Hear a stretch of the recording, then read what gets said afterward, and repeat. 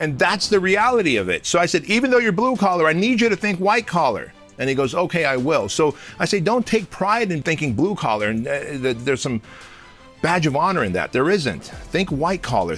Even forget about white collar. Just think passive income, multiple income streams, creating more wealth, generational wealth, so that your kids and their kids and their kids can donate to causes that they believe in.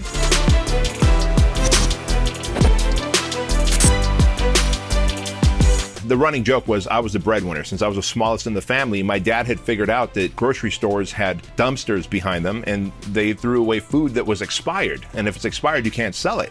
And so my job was to go into the dumpster and fish out the bread that's expired and the milk and the cheese and lettuce that's been bruised. And if you peel away enough of the lettuce leaves, you'll actually find a nice, healthy green head of lettuce under there. And one of my biggest wishes was, because I'm also the oops baby. So my brother is 14 years older than me and my sister is 16 years older. So, my parents are old considering I'm 45, they're late 80s, right? So my dad had me in his early 40s.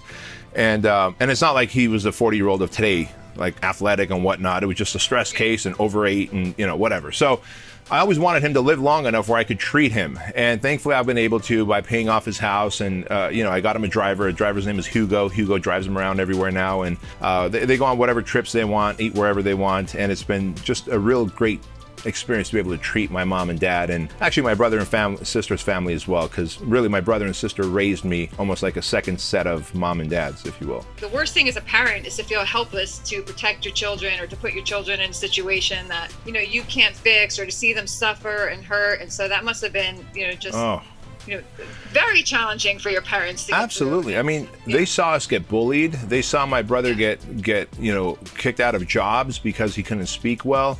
Today you can't do that, right? But back in the 80s, there wasn't all this employment law. And so it was the Wild West out there. It really was. It really was. There's the old adage where they say, how do you eat an elephant? And it's a big elephant. Well, you eat it one bite at a time. We've all heard that. But now you just need to do one more thing. So, okay, my goal is to eat that elephant, and it is to eat it one bite at a time. And then you do one more thing, and that is to set a deadline. And by this date, that elephant will be gone. Yeah. And if you could just keep your eye on this prize, which is the elephant, know how to break it down to reduce it down to the ridiculous, which is the one bite at a time, and then have a deadline when the last bite will go in your mouth, you will achieve every goal in life. Actually, about 4 years ago, I was sitting at a Starbucks, and this story is going to resonate with your audience who think that too much money might be bad, or why are you always chasing money? And this might explain it. I was sitting at a Starbucks, and my son and daughter go to a private school. And there's a dad who drops his kids off at the private school, and he swings by that same Starbucks. So I'm sitting at the Starbucks having a coffee, then I'm gonna go work out. The dad pulls up, this guy, we'll just call him Bob. I don't want to mention his name. We'll call him Bob, and he says, hey, Bedros, I just saw on Inc. magazine, you hit the Inc. list for the second year in a row, gosh, you work so hard, you're always traveling. Bedros, when's enough? And I just froze. And I was like, well, he's like, well, I gotta go grab my coffee, see you later. And I know he felt like, you see, I showed him, and I realized after the fact that, wait a minute, when's enough? Like, we donate to Shriners Children's Hospital, Toys for Tots, Compassion International, 3 child-based charities. Is there enough cleft palates we can fix? Is there enough burn victims that we can help? Is there enough kids in different countries who need our help? It's not enough. And that's what I should have told them. It's not enough until every single child has a Christmas gift and all their medical needs are taken care of, and every single child has been put through education, has food in their stomach. It's not enough. But in that moment, I really did feel like maybe there's something wrong with me. Maybe I'm just locked onto money for ill desires. When in reality, it's not going to be enough, because we always underestimate how much we're going to need, especially not only for our families that we want to help. Money also helps me send my kids to private school. Money also helps me help the causes that I believe in. So you don't realize how much money you'll need until you need it, and it's too late. And I love this country, and I would repeat it all again. All the abuse that we had and all the bullying that I got through, being called a foreigner, go back to your own effing country. I would deal with all that again. But when you deal with that, you have a chip on your shoulder between what happened in Armenia and then the bullying that took place here. Yeah. You don't have to give up. And you know what? When I think about the home invasion robberies, the carjacking of people, the running away from the police helicopter, which I wasn't able to. We got caught. So don't ever try and fly. California is known for the high speed. Yeah, I was one of those idiots that tried and it didn't work. But the bottom line is, what happened to me as a kid is how that manifested, because I didn't take the time and no one took the time to go, hey, let's seek some therapy. It was just, let's not talk about it ever happening and hopefully it goes away. It's always going to show up in some fashion, whether it's through self-sabotage or you end up being a bully or a predator of some sort. Whatever it is, it's going to show up. I really believe everything that happens is by design. Like, all levels of success only happen through a series of failures and through a series of adversity. It's so interesting that people are willing to change the things about themselves that's visually evident. Like, well, I want to get rid of my belly and I want a six-pack, and I want to build my arms up and I want to build my legs up and my booty, etc.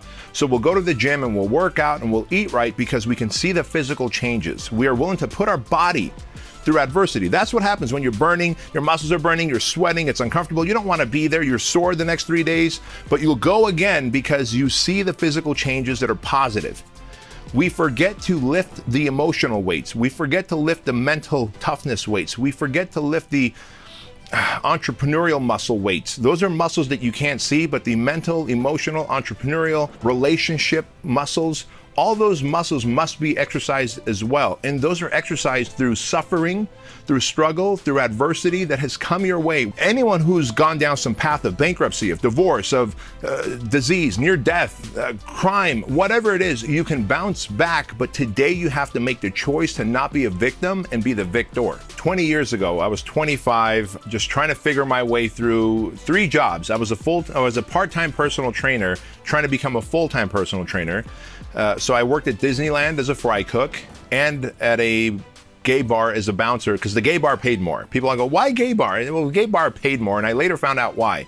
On my second week at working at the gay bar, I realized the skinheads would come to gay bash, and they would wait in the parking lot. And our job as bouncers were to make sure that the patrons made it to their cars and no one got violent.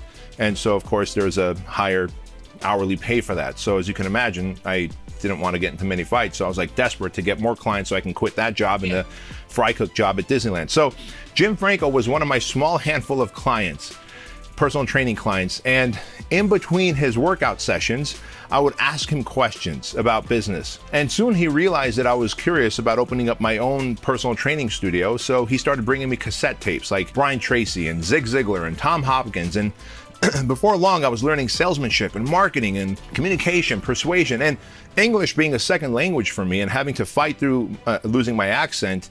Communication was not easy for me. And so for me to learn to sell and market is all communication. It's transference of feelings. The one thing I hang on to all the time is Rodney Dangerfield. So I heard he was a cab driver, and it wasn't until he was almost 50, he was like 48 or 49 years old, that he decides, I've always wanted comedy and I'm going to be a comedian one day. And believe it or not, I do have a pretty good sense of humor. I do have good comedic timing. Everyone around me says so when I decide to go become funny. And one of the things I don't talk about much is my desire to be a comedian one day. And so, so I hang on to the dream of Rodney Dangerfield because if he did it in his late, 40s and became someone really awesome and amazing, certainly I feel I could. If one man can do it, so can another. What is your own definition, your own version of the American dream? What does it mean to you? If I could just put one word to it, it would be freedom. And it would be freedom, which is what our country stands for here. And freedom by way of financial freedom, freedom by way of mental freedom. In other words, I have a friend, Wes Watson, who was in prison for 10 years. He just got out 2 years ago.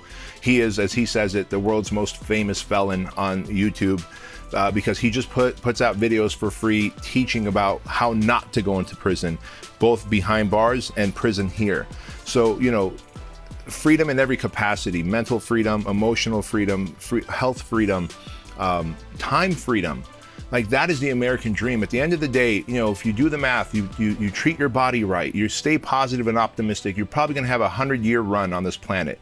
There's so much to experience, so much to do, so much to contribute to. And I want the freedom to be able to experience that, contribute to that, raise 2 kids who are going to leave this planet better than I found it, better than they found it. And hopefully they'll raise each 2 or 3 more kids. And I want that freedom and I found that money is the vehicle to that freedom. That's just the facts. Let's take a full circle back to money.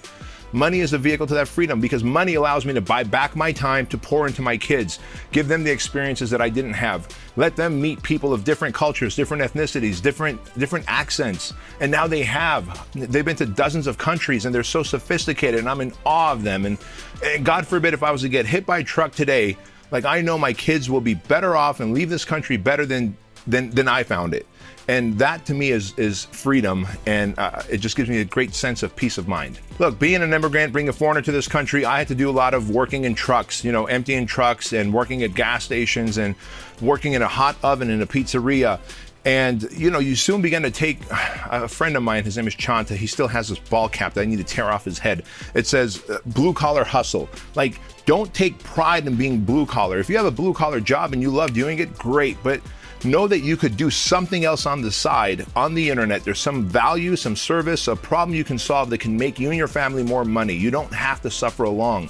And so many people believe that there's some kind of, what's the word I'm looking for? Some kind of recognition or pride in using the shovel in the trench.